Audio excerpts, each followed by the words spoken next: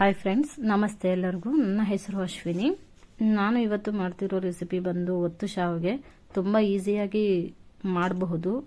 ನಮ್ಮ ಹಳ್ಳಿ ಕಡೆ ಅಂತೂ ತುಂಬ ಫೇಮಸ್ ರೆಸಿಪಿ ಅಂತಲೇ ಹೇಳ್ಬಹುದು ಒತ್ತು ಶಾವಿಗೆ. ಇನ್ನು ನನ್ನ ಚಾನಲ್ಗೆ ಯಾರು ಸಬ್ಸ್ಕ್ರೈಬ್ ಮಾಡ್ಕೊಂಡಿಲ್ಲ ಪ್ಲೀಸ್ ಸಬ್ಸ್ಕ್ರೈಬ್ ಮಾಡ್ಕೊಳ್ಳಿ. ಮತ್ತು ಪಕ್ಕದಲ್ಲಿರುವ ಬೆಲ್ ಐಕಾನ್ ಬಟನನ್ನು ಪ್ರೆಸ್ ಮಾಡಿ. ಒಂದು ಕುಕ್ಕರ್ಗೆ 1 ಕಪ್ ಆಗೋಷ್ಟು ಸಕ್ಕರೆ ಹಾಕ್ಕೊಂಡಿದ್ದೀನಿ. 2 ಲೋಟ ಆಗೋಷ್ಟು ನೀರು ಹಾಕ್ಕೊತಾ ಇದ್ದೀನಿ. ಸ್ಟೋವ್ ಮೇಲೆ ಇಟ್ಟು ಸ್ವಲ್ಪ ಕುದಿ ಬರೋ ತನಕ ಸೇಮ್ ಗುಲಾಬ್ ಜಾಮೂನ್ಗೆ ಯಾವ ಥರ ಮಾಡ್ತೀರೋ ಅದೇ ಥರ ಪಾಕ ಮಾಡ್ತೀವಿ. ಅದೇ ಥರ ತಗೊಳ್ಳಿ. ಪಾಕ ಚೆನ್ನಾಗಿರುತ್ತೆ, ಹದವಾಗಿರುತ್ತೆ. ಮತ್ತು ಏಲಕ್ಕಿ ಪೌಡರ್ ಹಾಕ್ತಾ ಇದ್ದೀನಿ. ಏಲಕ್ಕಿ ಪೌಡರ್ ಹಾಕ್ಬಿಟ್ಟು ಕಲಿಸ್ತೀನಿ ಸ್ವಲ್ಪ ಹೊತ್ತು. ಪಾಯಸ, ಒಬ್ಬಟ್ಟು ಎಲ್ಲ ತಿಂದು ಬೇಜಾರಾಗಿದ್ರೆ ಈ ಥರ ಒಮ್ಮೆ ಟ್ರೈ ಮಾಡಿ, ಚೆನ್ನಾಗಿರುತ್ತೆ ರೆಸಿಪಿ.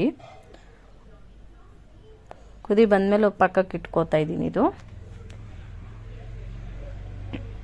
ಒಂದು ಕಡಾಯಿ ಇಕ್ಕೊಂಡಿದ್ದೀನಿ. ಕಡಾಯಿಗೆ ಕಡಲೆ ಬೀಜ ಸ್ವಲ್ಪ ಹಾಕಿದ್ದೀನಿ. ಹಾಕ್ಕೊಂಡು ಹುರಿದಾದ್ಮೇಲೆ ಸ್ವಲ್ಪ ತಣ್ಣಗಾದ್ಮೇಲೆ ಇದು ಸಿಪ್ಪೆ ಎಲ್ಲ ಬಿಡಿಸಿಟ್ಕೋಬೇಕು. ಸಿಪ್ಪೆ ಎಲ್ಲ ಬಿಡಿಸಿಟ್ಕೊಂಡಾದ್ಮೇಲೆ ಮಿಕ್ಸಿಗೆ ಹಾಕ್ಕೋಬೇಕು. ಪೌಡ್ರ್ ಮಾಡ್ಕೋಬೇಕು. ಮಿಕ್ಸಿಗೆ ಪೌಡ್ರ್ ಮಾಡಿಕೊಂಡು ಮಿಕ್ಸ್ ಮಾಡ್ಕೋಬೇಕು.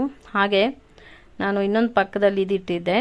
ಕುಕ್ಕರ್ ಇಟ್ಬಿಟ್ಟು 2 ಕಪ್ಗೆ 4 ಕಪ್ಪಷ್ಟು ನೀರು ಹಾಕಿದ್ದೀನಿ. ನಾನು ಕಪ್ ಹಾಕ್ಬಿಟ್ಟು ಸ್ವಲ್ಪ ಕುದಿಸ್ಬಿಟ್ಟು ಇದು ಮುದ್ದೆ ಥರ ಮಾಡ್ಕೊತಾ ಇದ್ದೀನಿ.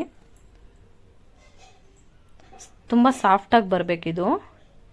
ಮತ್ತು ಗಂಟಿದ್ರೆ ಎಲ್ಲನೂ ತುಂಬ ವೇಸ್ಟ್ ಆಗುತ್ತೆ ಹಿಟ್ಟೆಲ್ಲ.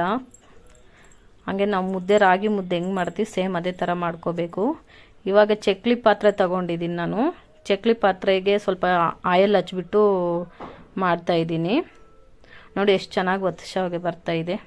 ಸ್ವಲ್ಪ ಮೆತ್ತಗೆ ಕಲಿಸ್ಕೊಂಡ್ರೆ ಚೆನ್ನಾಗಿ ಬರುತ್ತೆ. ಇವಾಗ ಪಾಕ ಹಾಕ್ಕೊತಾ ಇದ್ದೀನಿ. ಪಾಕ ಹಾಕ್ಕೊಂಡು ಮತ್ತು ಕಡಲೆ ಬೀಜ ಪುಡಿ ಹಾಕ್ಕೊಂಡ್ರೆ ಸೂಪರಾಗಿರುತ್ತೆ. ಒಮ್ಮೆ ನೀವು ಟ್ರೈ ಮಾಡಿ ನೋಡಿ, ಹೇಳಿ, ಕಾಮೆಂಟ್ ಮಾಡಿ ಯಾವ ಥರ ಇರುತ್ತೆ ಅಂಥೇಳಿ. Thank you.